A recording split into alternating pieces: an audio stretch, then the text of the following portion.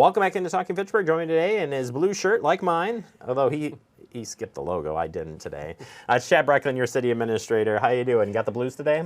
Yeah, sure. It's Monday, right? So, and I missed out on the company branding though, so my apologies. You know what? We send out the memo on Fridays. Yep. You picked the color right, just Yep. not the logo. Yep. That's okay. Yeah, I'll try to do better the next time. Well, we'll hold you to it, I guess you could say. We are not here to discuss shirts. We are here to discuss what's going on in and around the city of Fitchburg. We're going to start with referendum update. We've been talking about this a little bit. We just had a recent council meeting within the last week. Just wanted to update folks of where we're at on this project. Yeah, so we had our council meeting last week, I think it was. I got to get my weeks here together, so it's a little bit goofed up this week or this month with the way the calendar falls, since we have committee of the whole coming up this week and council next week. But enough of my troubles with scheduling. Hey, you were just outlining. There's a couple of meetings coming up. Now you know.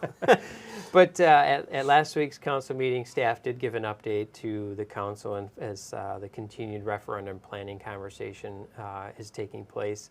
And there were three main points that needed to be conveyed that council had asked for staff to do some research on. And those points were specifically, what happens with the Department of Justice COPS grant program that the police department has been awarded if we wait to do a November referendum. And at this point in time, we don't anticipate any issues with a November referendum and that grant. Second item was approximately how many residential addresses are in the Madison Metropolitan School District. We're believing about 40 to 45%. So that information was provided to Common Council. And then finally, working out the budgetary process if we wait until November, since as you are very well aware, the operating budget process is typically done in fall with the vote at the first council meeting, which is the second Tuesday of November. So in consultation with finance and other city staff, we think the best way to move forward with that is to do our budget as if there's not a referendum happening, or certainly one obviously has not been passed. And then if a referendum takes place and if it passes, then we have a process in place where what's called an omnibus amendment would be added in at the end of the process. And that would include the items and the funding that was provided with the referendum. And then will it be up to, how will residents learn a little bit more about this as it moves forward and as we get closer? What will we see on that front? Yeah, so the indications clearly from the council were that the majority support moving forward with a November referendum. It seems as though the majority of council, and certainly don't want to speak for them, is indicating their support for a referendum overall. But ultimately, November is where it's headed. We'll look to have a question drafted over the summer that will be referred out to the Common Council in August for action. And if the council passes that proposed question, then we'll be submitting that to Dane County for inclusion in the November ballot. So there, will be periodic updates still at council meetings and more than likely at committee of the whole meetings in June and July in particular. And then again, we'll really hit the ground running again in August with some more resolution-related activities by the council. And then, of course, during these summer months, in anticipation of a referendum, we'll begin working with our communications consultant and the Common Council and city staff as to what does that outreach and communications plan look like once they have voted to go to referendum. I know it sounds like a lot of information, and we're going to take you step by step through that, breaking it down. So I appreciate you go through, and more to come as stated there. So we'll get you on next month and get an update there.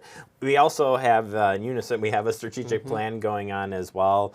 We're anticipating a survey dropping out here soon, but in the meantime, again, refresh people on what the strategic plan is and the process moving forward. Yeah, so the strategic plan is a citywide strategic plan. I think as I've mentioned previously, the city has not had a strategic plan in its entirety as a city, and it's therefore long overdue in developing a plan that will help really prioritize how the limited amount of resources that are available to the city and its staff, how they prioritize, obviously through direction by Common Council with input from the community and staff, how do they prioritize how those resources are utilized. So this will be very helpful in identifying how we're able to prioritize what we have available for us and what, if anything, we'll be able to maybe potentially be aspiring to in the next 3 to 5 years in relation to potential new services. Now, of course, with those funding constraints, new services are awfully hard to provide these days. So again, trying to prioritize how we provide our existing services while, ensuring that those are high quality services that our community expects. And then that survey, like you said, coming out here to the public Yep. will help, again, gather more input into the plan and how the city moves together forward. Right, exactly. There will be a forthcoming survey that folks will be able to take online. And we're also working with our consultant who's coordinating the activities related to the strategic plan on some additional communication and outreach activities that will likely be taking place here towards the end of May and, more importantly, into June. Where folks will have an opportunity to learn more and also share their feedback and so forth. And a couple of things have already happened. There have been a couple of focus groups already that have been conducted with community and business members, as well as a workshop with council and city department heads. So lots of work has already begun. Lots more to do. Plenty of opportunity yet for our community members to offer their feedback. And I encourage them to stay tuned find those opportunities and participate when they're available. Yeah, and we will be launching another website to go with this as well. So you'll watch for all that coming out here pretty good to stay up to date with what's going on with it and continue to provide feedback as we work through that plan. So very excited on that front. Switching to Open Book, just opened up. So assessments were mailed out last week. If you're watching this was Monday, May 20th as we tape this. So.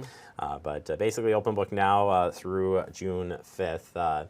Just reminding people that this is open and staff is here to listen. Right, absolutely. Yeah, as you mentioned, last Friday, I believe, is when the notices of assessment were mailed. So those are hitting mailboxes probably as early as today, but definitely over the course of this week. The assessing department did a citywide revaluation this year. Citywide revaluation had not been done in 23. 22 was the last time a citywide revaluation had been done. So, as folks can probably imagine, based upon the real estate market in Dane County in particular, the Madison metropolitan region, assessment values are changing. That does not necessarily equate to a corresponding change and direct correlation to property tax bills either. I do want to encourage folks not to make that connection right away. That is all based on tax rates that end up getting approved during the budget processes later this year by Common Council, in particular as it relates to the Fitchburg share of the property tax bill. But as you mentioned, with Open Book beginning, I encourage folks to take advantage of that opportunity. Reach out to the city assessor, the city clerk, whatever process you choose to utilize in order to have a conversation, whether it's formally through the Open Book process or whether it's maybe informally and having just a conversation with a member of our assessing team. Awesome, yeah. And if you're curious, we have done a couple interviews with Chris, your city assessor, kind of breaking down both ahead of the assessment, now in the Open Book period. I encourage you to check that out as well. It goes a lot deeper than you and I can go in doing this, but certainly glad to have our staff here available for you guys weekday, 7:30 a.m. to 4:30 p.m. to schedule those Open Book sessions. Finally, road construction. Yeah, don't want to end on road construction, but it is happening. Just a reminder for people in road construction projects. We're really looking at the resurfacing year. This is kind of the year for that. Yeah, definitely. Road resurfacing has already started this year.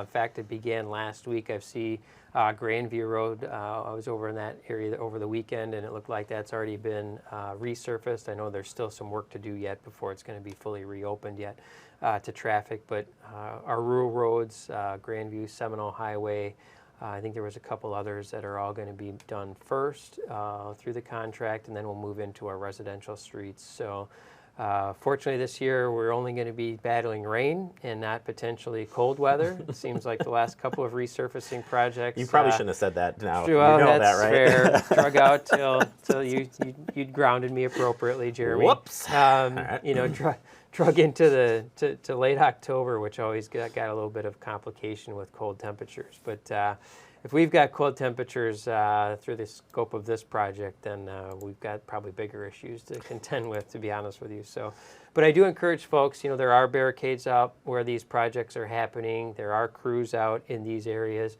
Please don't drive down roads that are closed. Please, if it is open to traffic and crews are working, please take your time as you go through there. Keep your phones down, use hands-free devices, obey the speed limit, and of course, always fasten your seatbelt. Sounds like old public safety, Chad Brecklin. Old habits are hard to break at times. That's okay. You are right. Don't move those barriers and give those guys plenty of time. I know we went out to film the Seminole last week, and I was talking to one of the flaggers that was working the project as we were filming, and she said you'd be surprised on how many people do move barriers or don't want to obey those things, and it just really affects the project timing and starting and stopping it. So if you can respect that, great, you know, and yeah, give them a break. I love that tag. I've always loved that. Yeah, like, it is a nice one. But I mean, just, you know, if folks could just relate it to their own work, right? I mean, you know, in this case, if somebody moves a barricade and then somebody drives into an area that isn't ready for traffic, now that's set the whole thing back, right? Plus additional costs to taxpayers to have the area repaired. And of course, if somebody's, you know, a flag person is directing traffic and that's their responsibility for the day, everybody understands that, you know, people have somewhere to go. I mean, we all do. We all get that. We all hope that we've left with enough amount of time to get there. But at the end of the day, that's somebody just trying to do their job to keep a project moving along efficiently. And the more delays that are associated with it, the longer it is for the project to get completed. Yeah, these are weird because they don't last very long. So it's you tear it up, you wait, you get it built back up, and then go. So they don't happen long, and it doesn't seem like a lot's going on, but it's a lot, and it takes a lot of prep work. So, yeah. Well, for two construction guys, we probably shouldn't discuss too much down there. Right. We want you to be safe out there, and we'll keep you updated on other road closures as they come up. Chad, thank you for your update. We'll look forward to getting you in here next month. Sounds good.